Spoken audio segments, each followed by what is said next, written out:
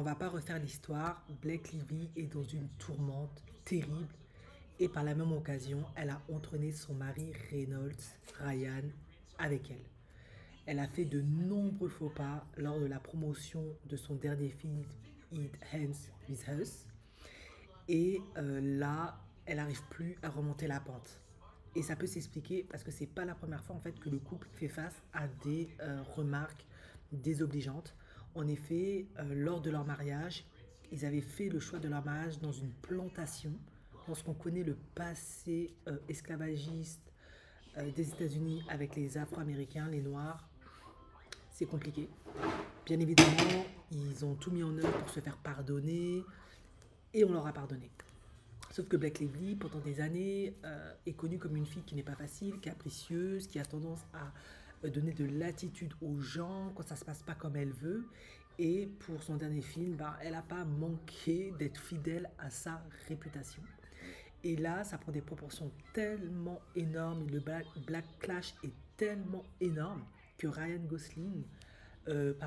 Reynolds, la confusion, a essayé de lui venir en aide parce que c'est sa femme et il a tendance à essayer de rattraper, c'est un peu normal, c'est un couple, hein, c'est un peu le mariage, les ratés, les buts de sa femme. Sauf que là, ça devient très très très compliqué pour lui de tout récupérer. Et c'est pour ça que lors d'un article, hein, il a expliqué comment moi je fais pour rattraper les erreurs de ma femme. C'est en travaillant encore 10 fois plus dur. Voilà, il s'investit notamment, il a relancé un club de foot gallois. Voilà, il a également acheté une grosse part dans Might Mobile, certainement pour éviter la faillite et du chômage aux employés.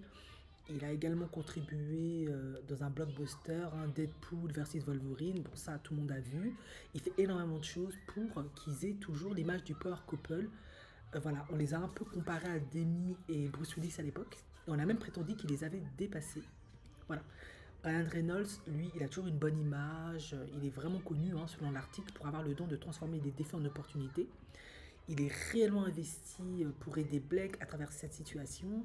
En effet, hein, ils viennent d'avoir un petit bébé, une dernière petite fille. Ils sont très fiers de cette famille. C'est vraiment une énorme réussite pour eux. Et c'est vraiment dommage que le caractère de sa femme. Moi, honnêtement, Blake Lively, je l'adore depuis Gossip Girl et je ne pensais pas qu'elle était un peu peau de vache. C'est un peu dommage. Maintenant, est-ce que c'est la célébrité qui lui est montée à la tête? Est-ce que c'est parce qu'elle est un peu immature? Est-ce que c'est parce qu'elle a un beauty privilège tel que elle peut se permettre quelques caprices? Sauf qu'il faut qu'elle fasse attention parce que on l'a vu avec Megan la brune qui avait joué dans un, je me rappelle plus. Elle a été blacklistée et je me rappelle plus de son prénom. Elle est super belle. Bon bref, c'est pas grave. Ça peut aller très vite en fait. Et là, ça ne s'arrange pas. Voilà, donc même Hélène DeGeneres y a mis du sien. Et enfin, c'est même pas qu'Hélène DeGeneres a mis du sien, excusez-moi, c'est selon l'article, hein, parce que je lis en horizontal. Apparemment, l'ambiance toxique de travail qu'il y avait sur ce plateau que Blake Lively a mis en place, c'est la même chose qu'Hélène DeGeneres avait sur son talk show en 2022. Une grosse toxicité sur le lieu de travail. Et maintenant, Blake, elle dit, selon l'article, elle sait qu'elle doit agir vite, que les enjeux sont élevés, et pour Lively, euh, avoir son mari à ses côtés est extrêmement crucial. Ils disent que Ryan pourrait être sa dernière chance de sauver sa réputation. Maintenant, la question est de savoir s'ils agiront assez vite et s'ils auront du mal à retrouver leur équilibre. À l'image d'Hélène DeGeneres et sa femme Portière aussi qui tentent de relancer leur série. Maintenant, moi, comme mon domaine est un petit peu plus les relations de couple, est-ce que si Blake Lively, sa réputation n'est plus récupérable, elle est blacklistée, les portes se ferment à cause d'elle, est-ce que l'amour de Ryan Reynolds sera plus fort que la célébrité et il restera quand même avec elle? Est-ce que ça va mettre à mal leur couple, l'équilibre? Parce qu'il ne faut pas rêver, même si c'est un couple que je trouve super beau, ils ont des filles adorables, j'adore les voir ensemble, j'adore leur énergie, j'adore leur dynamisme.